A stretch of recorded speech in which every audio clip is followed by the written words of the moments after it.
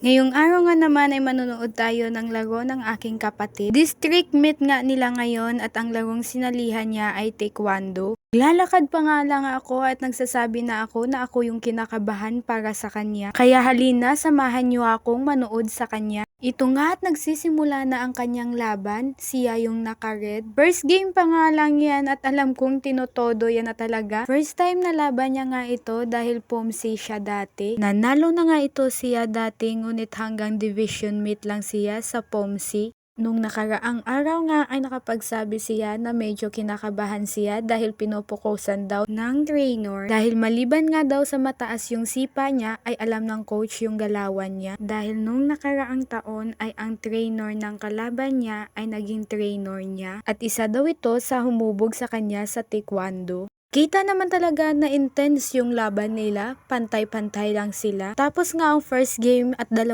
puntos ang lamang ng kalaban niya.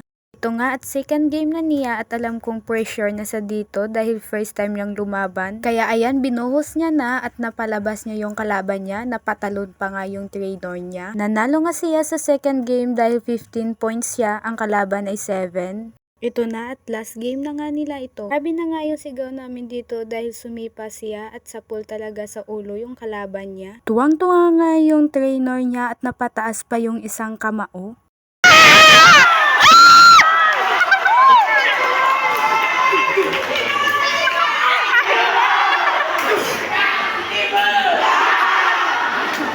Ayan nga at dinig na dinig yung mga sigaw ng mga fellow students na sumusuport sa kanya, pati nga guro ay sumisigaw. Dito nga at nabawian siya ng kanyang kalaban. Nasapul na siya sa mukha pero alam kong hindi to papayag. Ayan, biglang bawi, tumba yung kalaban. Isa nga sa ugali ng kapatid ko ay napaka-competitive. Ito nga at malapit na yung time nila kaya ayan, mas ginalingan pa niya hanggang sa pati yung coach na kalaban niya na damay sa pagkatumba. Grabe na nga dyan yung sigaw namin na isa pa at para matapos na.